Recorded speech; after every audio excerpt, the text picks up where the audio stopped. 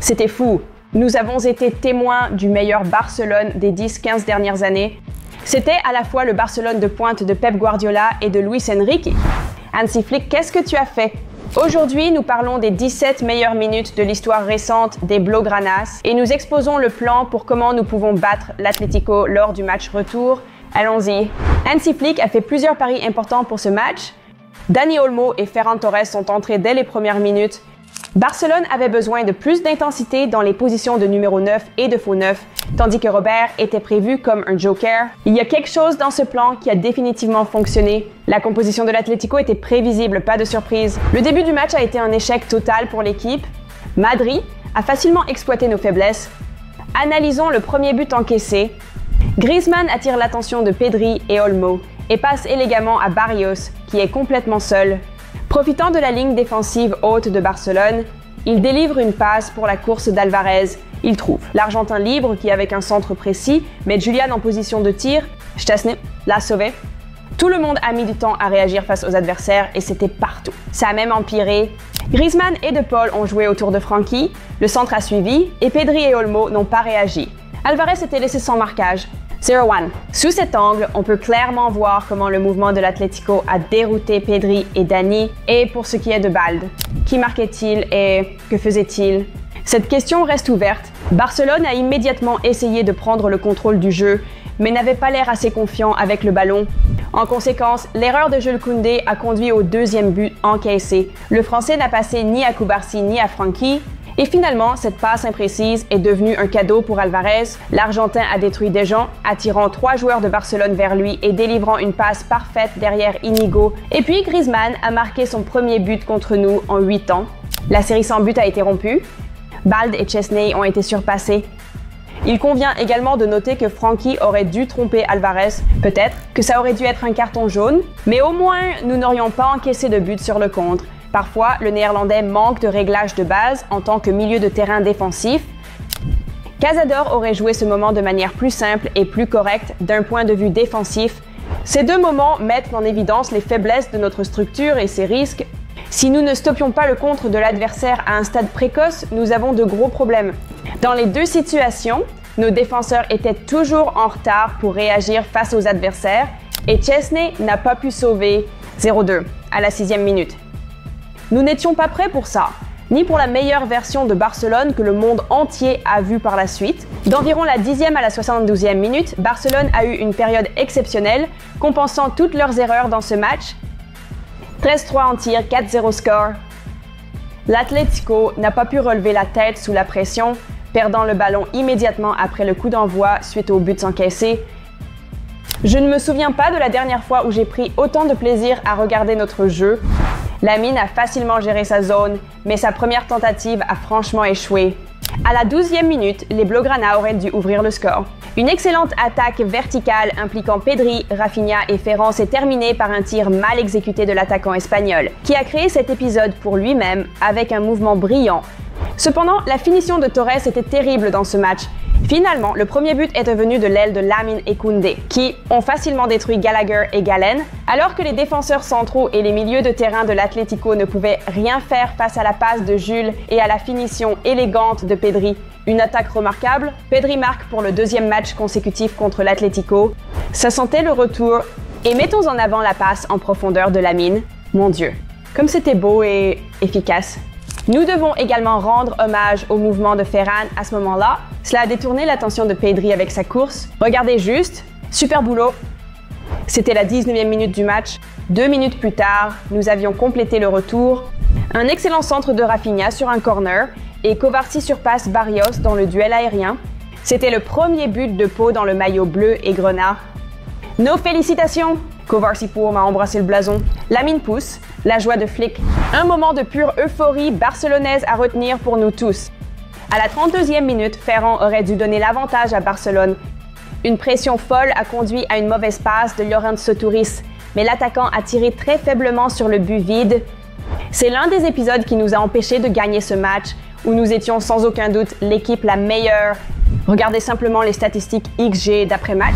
On dirait vraiment que Simeone a passé un pacte avec le diable lors des 2 derniers matchs à Lundvik. À la 41e minute, nous avons enfin repris l'avantage. Un autre centre de Rafinha. Enco, Barcelone avec Inigo, remporte ses duels contre Barrios et Llorente. Beaucoup parlent du jeu de Pau dans cet épisode, qu'il a tenu Diego, permettant à Inigo de trouver de l'espace. Mais c'était un très bon bloc, donc l'arbitre à proximité n'a pas sifflé de faute. Mais, comme Inigo, a joué magnifiquement de la tête, un pur chef-d'œuvre. À la 48e minute, Lamine détruit à nouveau Galen, mais son tir impressionnant est sauvé par Musso. Passons aux événements de la seconde mi-temps. Nous notons l'arrêt de Chesney à la 52e minute, après l'échec de la ligne défensive haute. C'est important d'avoir un tel gardien de but dans des matchs comme celui-ci. À la 57e minute, une attaque magique impliquant Ferran. Olmo, Pedri et Rafinha, c'était beau. Le vrai et grand Barcelone est de retour, de la magie sur le terrain. À chaque match, lors de la prochaine attaque, il y a eu un vol. Une course magnifique de Lamine a été arrêtée par un imbécile dans la surface de réparation. Nous pensons que c'était une erreur à 100% de l'équipe de l'arbitre. Reinildo a fait une erreur et cela se voit clairement sous cet angle. Cependant, l'arbitre n'a pas prêté attention à ce moment et la salle VR faisait je ne sais quoi. Un autre épisode qui nous a empêchés de gagner ce duel.